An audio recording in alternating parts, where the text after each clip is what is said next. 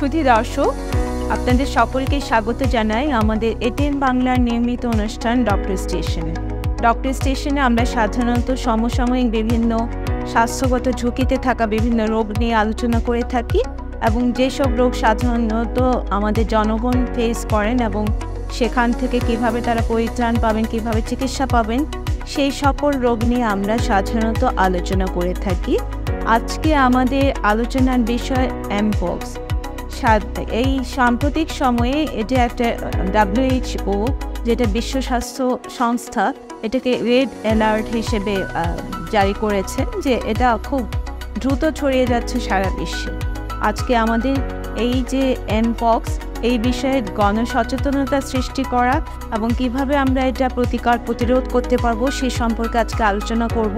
আলোচনা করার জন্য আমাদের মাঝে আছেন ডাক্তার মোহাম্মদ কুতুবউদ্দিন। তিনি আছেন সহকারী অধ্যাপক, মেডিসিন বিভাগ, চট্টগ্রাম মেডিকেল কলেজ ও হাসপাতালে। তিনি স্পেশালি মেডিসিন এবং ইনফেকশাস ডিজিজের উপর বিশেষজ্ঞ। আপনাকে স্বাগত। ধন্যবাদ। যথারীতি অনুষ্ঠান সঞ্চালনায় আমি ডাক্তার সাগরিকা শারমিন আছি, সহযোগী অধ্যাপক, সার্জারি বিভাগ, মেরিন সিটি মেডিকেল কলেজ এবং হাসপাতালে।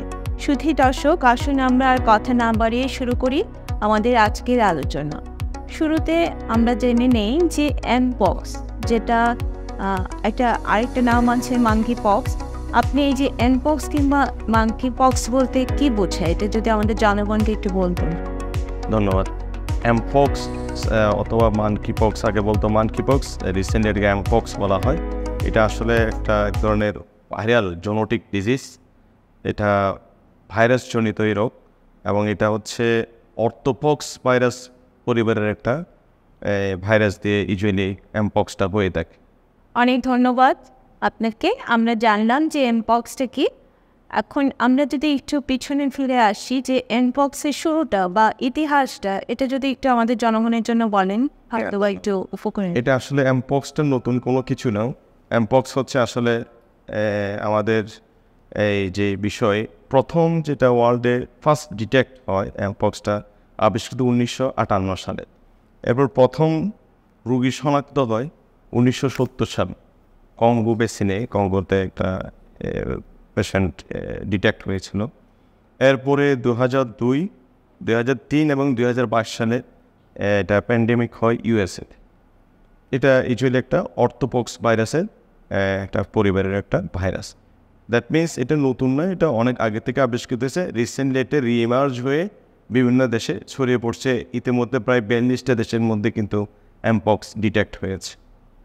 অনেক ধন্যবাদ। খুব গুরুত্বপূর্ণ একটা কথা উনি বললেন যে এমপক্স, এটা যেহেতু ছোঁয়াচে রোগী বলবো, ইনফেকশাস ডিজিজ, এটা ছড়িয়ে পড়েছে অলরেডি পৃথিবীর 42টা দেশে। যেটা কঙ্গো কিংবা দক্ষিণ আফ্রিকা সাইডে হতো, সেটা এখন ইভেন ইউএসএ, আমেরিকাতেও ছড়িয়ে পড়েছে, যেটা আমাদের বিশেষজ্ঞ ডক্টর বলছেন।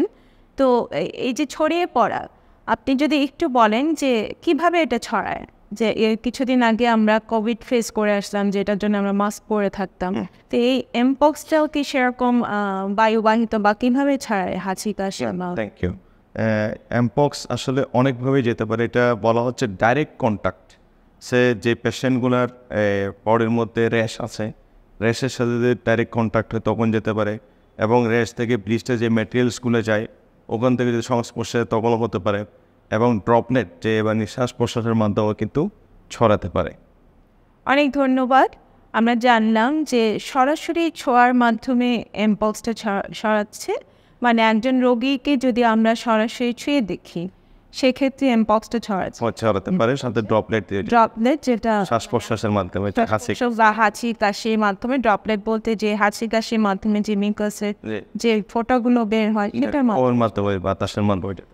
এতে একটু যদি বলি যে এখানে একটা ইনকিউবেশন পিরিয়ড বোধহয় থাকে, যে এমপক্সের আক্রান্ত ব্যক্তি তো সাথে সাথে র্যাশ দেখা যায় না, বা সাথে সাথে হয়তো বা উনি বুঝতে পারে না, মানে উপসর্গগুলো যে প্রকাশ পায়, সেই প্রকাশ পাওয়াটাকে তো আমরা ইনকিউবেশন অবস্থা যেটাকে বলা, সেটা কতদিন? এটা ইউজুয়ালি 4 to 21 days পর্যন্ত পেশেন্টের ইনকিউবেশন পিরিয়ড।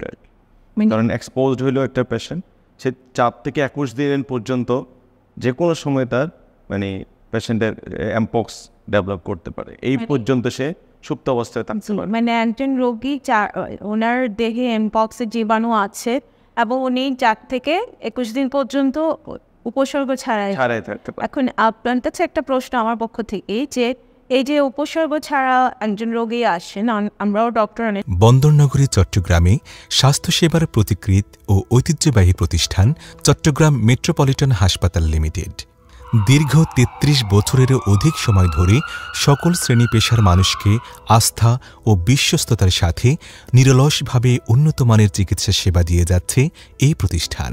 চট্টগ্রামের প্রাণকেন্দ্র জিএসি মোড়ের ও আর নিজাম রোডে অবস্থান করছে চট্টগ্রাম মেট্রোপলিটন হাসপাতাল। পূর্ণাঙ্গ স্বাস্থ্যসেবা নিশ্চিত করে রোগ নির্ণয়ের জন্য যেমন রয়েছে বিশেষায়িত ল্যাব ও ডায়াগনস্টিক সার্ভিস, তেমনি রোগ নির্ণয় পরবর্তী চিকিৎসা সেবা প্রদানের জন্য রয়েছে হসপিটাল সার্ভিস, হার্ট সেন্টার ও সার্ভিস, এমনকি অত্যাধুনিক RT-PCR এর সমন্বয়ে পূর্ণাঙ্গ চিকিৎসা সেবা, ICU, CCU, HDU, NICU, PICU, CICU, dialysis ward and deluxe cabin, এমনকি দেশে বিদেশে প্রশিক্ষিত ডাক্তারদের কনসালটেশন টিম ও ল্যাব টেকনিশিয়ান। চট্টগ্রাম মেট্রোপলিটন হাসপাতাল লিমিটেড। পেশেন্ট দেখি অনেক যদি আমরা ছুঁই এই সময়, সেই অবস্থায় কি এটা ছড়াতে পারে? ভেরি আনলাইকলি, কারণ যেহেতু পেশেন্টের ডাইরেক্ট কন্ট্যাক্টের কোনো র্যাশ নেই, অ্যাজ ওয়েল এস একটু চান্স থাকে যদি পেশেন্টের ড্রপ নেটের মাধ্যমে যদি হাসি কাজে তখন হয়তো যেতে পারে।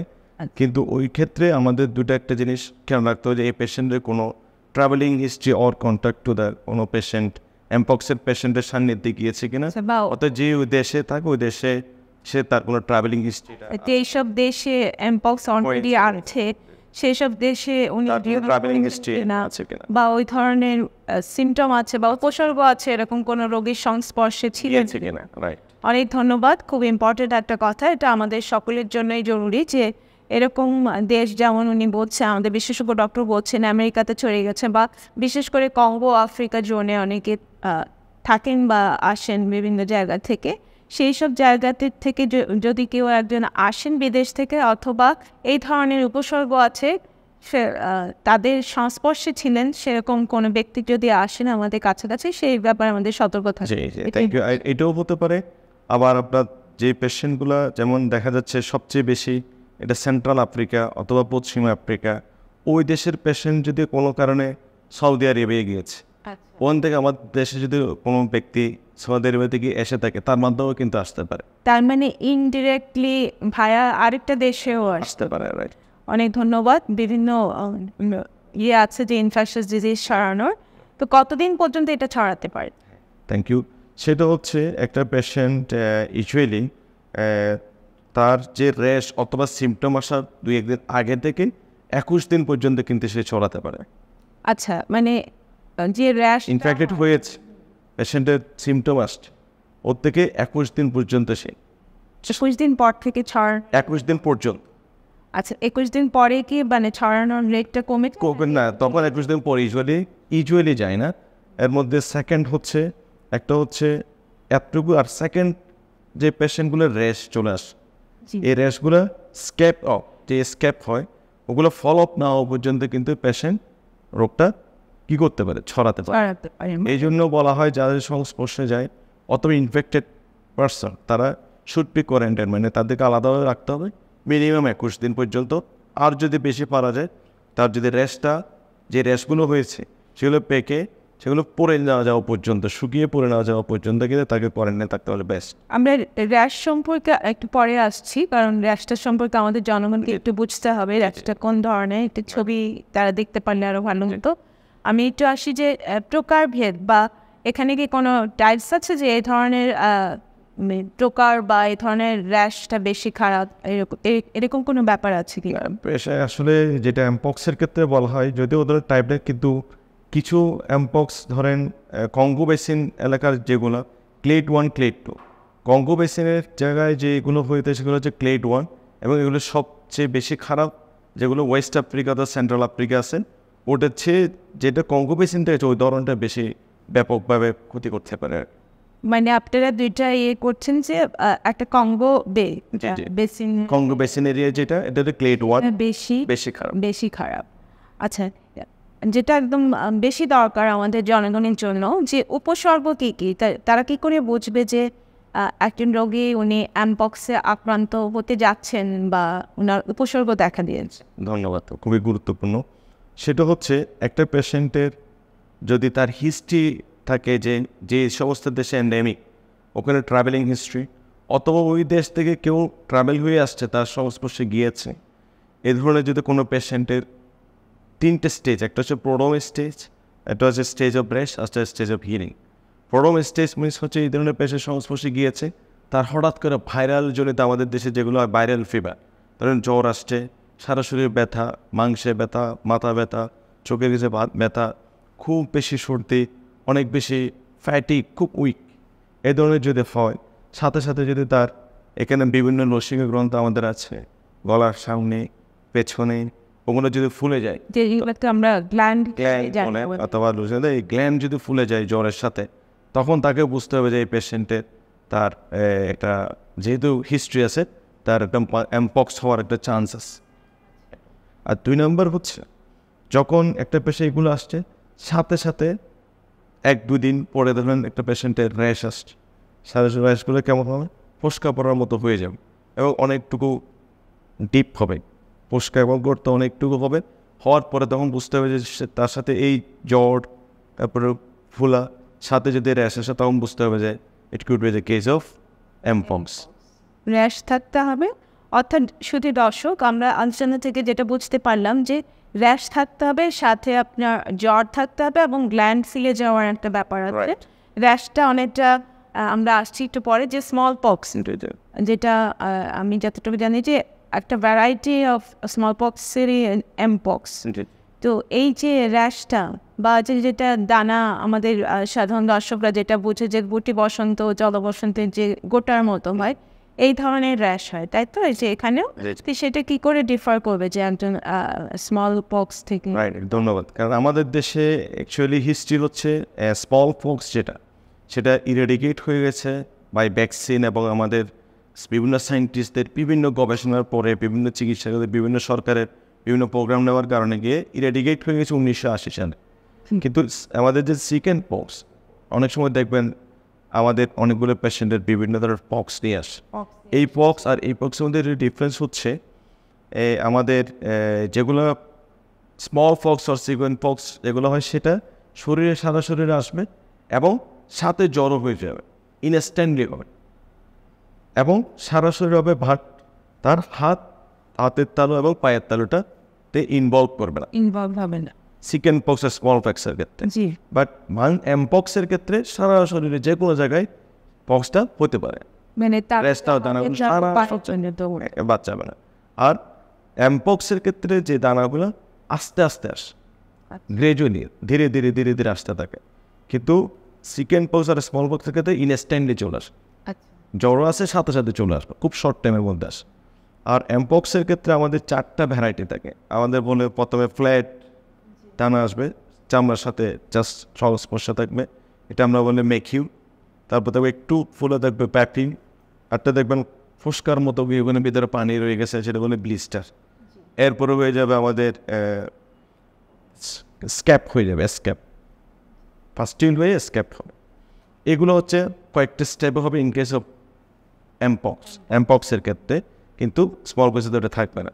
আর লসিকা গ্রন্থে যেটা বললাম, সেটা নর্মাল পক্সের ক্ষেত্রে, যেগুলো স্মল পক্স আর চিকেন পক্সের ক্ষেত্রে হবে না, কিন্তু সেটা হবে কোথায়, এমপক্সের ক্ষেত্রে।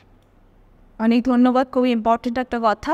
আমাদের এখনও অনেক জায়গায় দেখা যায় যে স্মল পক্স হচ্ছে, হ্যাঁ, যদি গুটি বসন্ত যেটা আমাদের চিকেন পক্স, ওটা ইরেডিকেট হয়ে গেছে, কিন্তু যে স্মল পক্সটা হচ্ছে।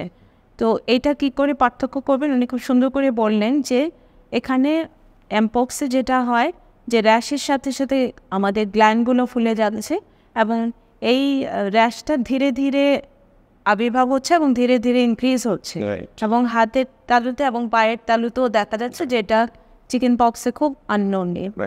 আবার আরেকটা প্রশ্নে আসি প্রসঙ্গক্রমে যে সিভিয়ারিটি, এই যে কোন রোগী কত বেশি সিভিয়ার, এটা আপনারা কি করে বোঝেন? এটা কি র্যাশ দিয়ে বোঝা যায় কিনা? ধন্যবাদ। সেটা হচ্ছে আমাদের অনেকগুলা প্যারামিটারের উপর এটা ডিপেন্ড করে। একটা patient Welcome to CSCR Hospital,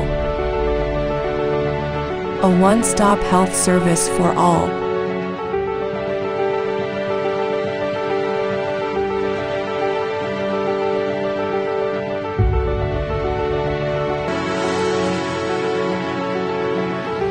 যদি এমপক্স তার সাথে যদি এনকেফালাইটিস মানে ব্রেনে যদি ইনভলভমেন্ট হয়, তার মাথা ব্যথা হয়, অনেক বেশি জ্বর হয়, সাথে যদি মানে তার কনসাসনেস কোষের যদি একটু সমস্যা হয়ে যায়, তখন আমরা ধরবো যে এটা এনকেফালাইটিস হয়েছে। নিউমোনিয়া নিয়ে আসতে পারে, বিভিন্ন ধরনের ব্লিডিং ম্যানিফেস্টেশন থাকতে পারে, তারপর লাংসে ARDS নিয়ে আসতে পারে, বিভিন্ন ধরনের এগুলো হচ্ছে। আর যদি ব্লিডিং সেপ্টিসাইমিয়া নিয়ে আসতে, সেপসিস নিয়ে আসতে পারে, ওটা হচ্ছে আমরা তখন বলে সিভিয়ার। আরটা হচ্ছে আমরা শরীরের র্যাশ দেখেও কিন্তু আমরা সিভিয়ারিটি দেখতে পারি। সেটা হচ্ছে কি, শরীরে যখন আমরা কাউন্ট করব, আমরা র্যাশগুলো দানাগুলো কাউন্ট করে যদি দেখি যে 25-এর নিচে আছে, সেটা হচ্ছে মাইল্ড। 25 থেকে 100 পর্যন্ত সেটা হচ্ছে মডারেট। 100 থেকে 250 হচ্ছে সিভিয়ার। 250-এর উপর যদি শরীরে দানা থাকে তাহলে বুঝতে হবে ভেরি সিভিয়ার। 4টা আমরা স্টেপে রাখি। মানে 25 থেকে 100 হলে 25-এর নিচে মাইল্ড, 25 থেকে 100 মডারেট, 250 পর্যন্ত হচ্ছে সিভিয়ার, 250-এর উপর হলে ভেরি সিভিয়ার। অনেক ধন্যবাদ। খুব ইম্পর্ট্যান্ট একটা কথা, এটা আমরা পরে দিয়ে সামারাইজ করবো। আমরা আরেকটু জেনে নেই যে আপনারা কীভাবে এটা রোগটা শনাক্ত করেন, যে কোনো ইনভেস্টিগেশন আছে কিনা? আচ্ছা, ধন্যবাদ। সেটা হচ্ছে আমাদের ইউজুয়ালি হচ্ছে পেশেন্টের ডায়াগনোসিস ক্লিনিক্যালি আমরা ডায়াগনোসিস করি।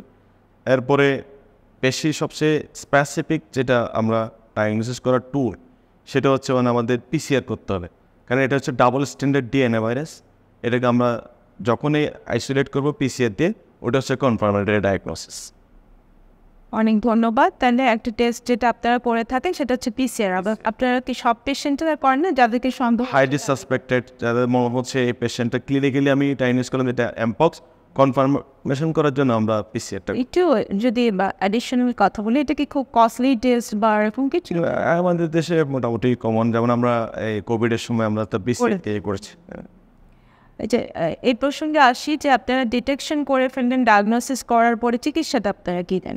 হ্যাঁ, ধন্যবাদ। এটা আসলে একটা হচ্ছে সেলফ লিমিটিং ভাইরাল ডিজিজ। এখানে এক্ষেত্রে ফ্যাটালিটি অত বেশি নেই। ধরা যাচ্ছে ফ্যাটালিটি মিনস হচ্ছে মর্টালিটি আর কি, মানুষের মৃত্যুহার অত বেশি নেই। 4% ম্যাক্সিমাম 4 to 5% মানুষের মানে খারাপ কমপ্লিকেশন হয়ে মারা যায়। এর মধ্যে ট্রিটমেন্ট হচ্ছে ধরা যায় সিমটোমেটিক মিনস ধরেন একটা পেশেন্টের সিভিয়ার রাইনোরিয়া হলো, সর্দি হলো, তখন অ্যান্টিহিস্টামিন দিলাম। র্যাশ খুব চুলকানোগুলো, তখন তাকে আমরা লোকালি অ্যান্টিবায়োটিক দিলাম। এর মধ্যে লোকালি এটা আমাদের দেশে যে ভুলটা করে যে মুখে মানে সাথে সাথে অ্যান্টিবায়োটিক। তারপর হচ্ছে আপনার ধরেন লোকালি আমরা অ্যান্টিবায়োটিক, লোকাল অ্যান্টিসেপটিক, ক্লিনিং এবং অ্যান্টিস্টামিন চুলকানোর জন্য দিয়ে যেতে পারে। আর যদি কোনো কমপ্লিকেশন থাকে, ওটা কমপ্লিকেশনের উপর ডিপেন্ড করে আমরা ট্রিটমেন্ট। এবং যদি স্কিনের উপর আমাদের কোনো সেকেন্ডারি ইনফেকশন আছে, যে ওদের ব্লিস্টার হয়েছে, যেটা হচ্ছে ওটা সেকেন্ডারি ইনফেকশন হলো, তখন আমাদের রুল অফ এই অ্যান্টিবায়োটিকটা আপনার সেকেন্ড হচ্ছে, এটা হচ্ছে সিমটোমেটিক ট্রিটমেন্ট। এরপর আমাদের স্পেসিফিক ট্রিটমেন্ট আছে। স্পেসিফিক ট্রিটমেন্ট কি, সেটা হচ্ছে আপনি অ্যান্টিভাইরাল দেন। রিসেন্টলি আমাদের স্মল ফক্সের কিছু অ্যান্টিভাইরাল ইউজ করে, ট্যাকোবিরিমেট অথবা হচ্ছে সিডোফিবির অর ব্রাইন সিডোফিবির, এগুলো দেখা যাচ্ছে অনেকাংশে পেশেন্টের ক্ষেত্রে কাজ করছে।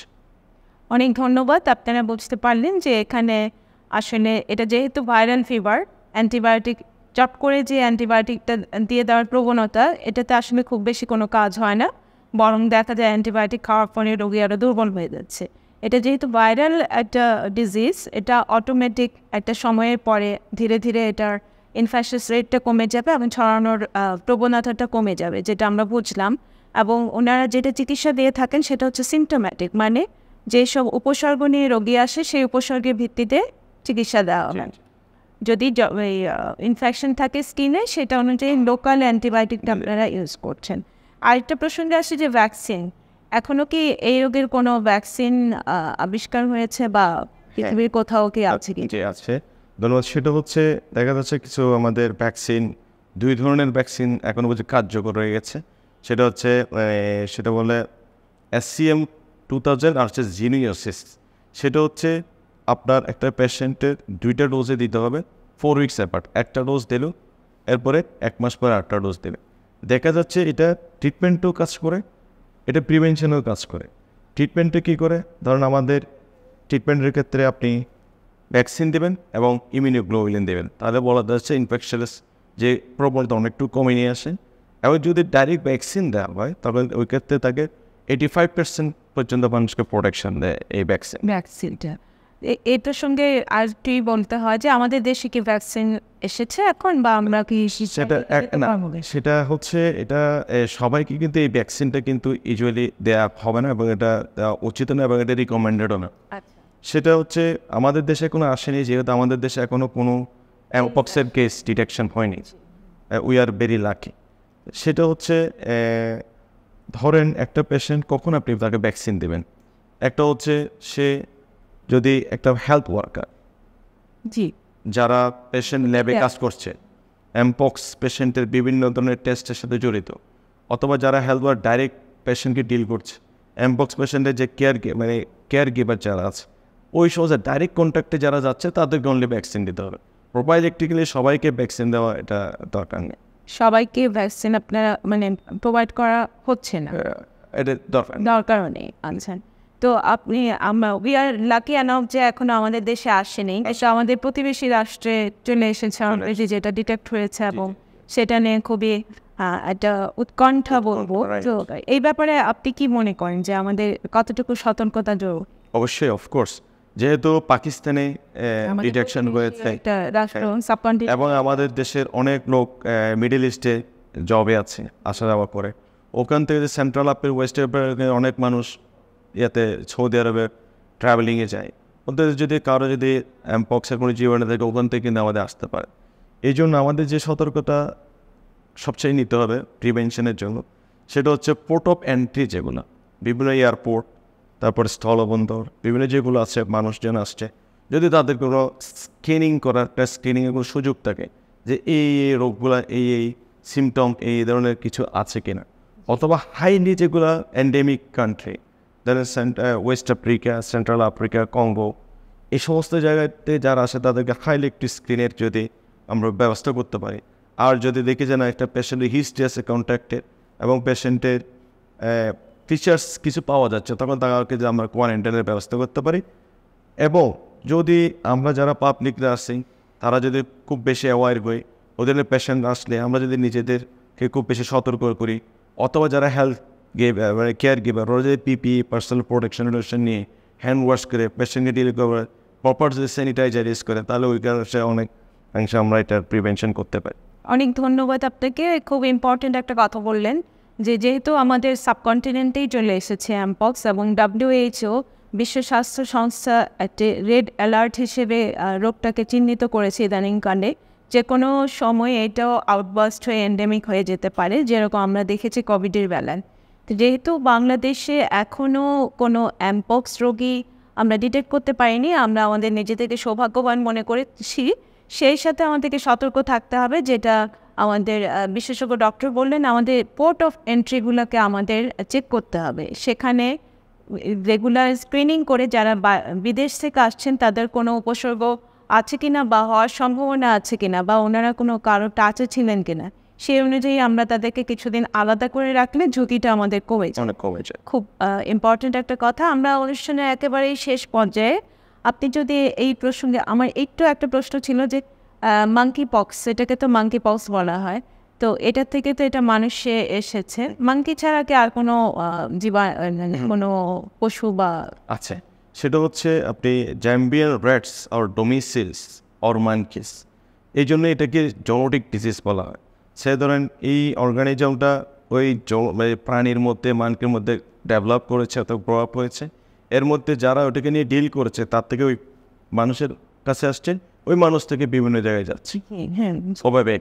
আচ্ছা, আর একেবারে শেষের দিকে আপনার যদি কোনো পরামর্শ থাকে বা 2 লাইনে আমাদের দর্শকদের ধন্যবাদ। আসলে এমপক্স একটা ভাইরাস জনিত রোগ এবং সেটা হচ্ছে সেলফ লিমিটিং ডিজিজ। আমাদের রিসেন্টলি WHO এটাকে রেড অ্যালার্ট জারি করেছে, কিন্তু এটা আমাদের যে সাম্প্রতিক সময়ে যে আমরা কোভিডকে মোকাবেলা করে আসছি, এই কোভিডের তুলনায় এটা কিন্তু ফ্যাটালিটি অনেক কম। কোভিডে তো মানুষ অনেকাংশে মারা যেত, মৃত্যু হারটা অনেক বেশি ছিল, কিন্তু আমাদের এমপক্সের ক্ষেত্রে মৃত্যু হারটা অনেক কম। সুতরাং এই ক্ষেত্রে বেশি প্যানিক না হয়ে আমরা কি করব, আমরা যদি কোনো একটা পেশেন্টের এই ধরনের সান্নিধ্য পাই অথবা খোঁজ পাই, তাহলে তাকে আমরা আমাদের নিকটস্থ হসপিটালে অথবা যারা আমাদের স্বাস্থ্যের সাথে জড়িত আছে তাদেরকে ইনফর্ম করবে এই পেশেন্টে দেখা যাচ্ছে সে ওই জায়গায় সেন্ট্রাল আফ্রিকা থেকে এসছে, তাহলে আমরা তাকে যদি প্রপারলি কোয়ারেন্টাইন করি এবং ট্রিটমেন্ট দিই, আইসোলেশন করি, তাহলে ওই ক্ষেত্রে অনেকাংশে আমরা একটু কমিয়ে নিয়ে আসতে পারবো। প্যানিক হওয়ার কোনো দরকার নেই। যদি ওদেরকে সংস্পর্শে যাই, আমরা কী করবো, তাদের হ্যান্ড ওয়াশ করবো, পার্সোনাল হাইজিন নিব, যেটা মেনটেন করবো। এবং যদি কোনো কারণে সংস্পর্শ হয়ে যায়, তখন আমরা পেশেন্টকে কী করবো, আমরা স্যানিটাইজ করবো। স্যানিটাইজার করার পরে পেশেন্টের আইসোলেশনটা করবো এবং নিজের যদি হয়ে যায় তখন নিজেকে আইসোলেটেড রেখে কোয়ারেন্টাইন রেখে নিজের কোনো উপসর্গ আসছে কিনা অবজার্ভ করতে থাকি। অনেক ধন্যবাদ আপনাকে ডক্টর কুতুবউদ্দিন। আপনার গুরুত্বপূর্ণ যে একটা রোগ সম্পর্কে আমরা এতক্ষণ আলোচনা করলাম, আমাদের সাধারণ দর্শক নিশ্চয়ই উপকৃত হয়েছেন। অবশ্যই প্যানিক হওয়ার দরকার নেই, উনি বারবার বলেছেন এটা প্যানিক হওয়ার মতো কিছু না। আমরা কোভিড মোকাবেলা করে এসেছি, যেটা খুব বেশি মর্টালিটি ছিল, মানে মৃত্যু হার অনেক বেশি ছিল। সেই তুলনায় এমপক্সের মৃত্যু হার উনি যেটা বলেন, যেটা করে খুব খারাপ ভ্যারাইটি, সেখানেও 4% যেটা আমরা ধরছি। আরেকটা ব্যাপার হলো উপসর্গ দেখা দিতেও কিছুদিন সময় লাগে, এবং উপসর্গের মধ্যে যেটা বলেছেন জ্বর আছে, কিছু র্যাশ আছে, যেটা দেখতে বসন্তের মতো, চিকেন পক্সের মতো দেখতে, কিন্তু এখানে এই ইয়েগুলো র্যাশগুলো আবার হাতের তালু পায়ের তালুতেও হয়, এবং লসিকাগ্রন্থ যেটা বা আমাদের যে নেকে যে গ্ল্যান্ডগুলো আছে এগুলো ফুলে যাচ্ছে, সেগুলো একটা লক্ষণ। এবং সবচেয়ে জরুরি যেটা আমার মনে হয়েছে, আমাদের সতর্ক থাকতে হবে, যেহেতু প্রতিবেশী রাষ্ট্রে এসেছে, এবং উনি খুব সুন্দর করে বলেছেন আমাদের পোর্ট অফ এন্ট্রিগুলোতে চেক দিতে হবে, এবং জনসচেতনতা। আমরা এটা কারো প্রতি কোনো বিদ্রুপ বা কারো প্রতি কোনো প্রতিহিংসা নয়। আমাদের জানা মতে আশেপাশে কেউ যদি এরকম থাকে, তাকে আমরা সঠিক জায়গায় চিকিৎসার জন্য রেফারেল হিসেবে পাঠাবো, অথবা ইনফর্ম করব স্বাস্থ্যকর্মীদের, যাতে সেই কেসটা ডিটেক্ট হয়। ওনাকে যদি আইসোলেটেড বা নিরাপদে আলাদা করে রাখা যায়, তাহলে এই রোগ ছড়াবে না এবং বাংলাদেশ এই রোগের প্রকোপ থেকে মুক্ত থাকবে। ধন্যবাদ সকলকে আমাদের সাথে থাকার জন্য, ধন্যবাদ এটিএন বাংলার সাথে থাকার জন্য, ধন্যবাদ ডক্টর স্টেশনের সাথে থাকার জন্য।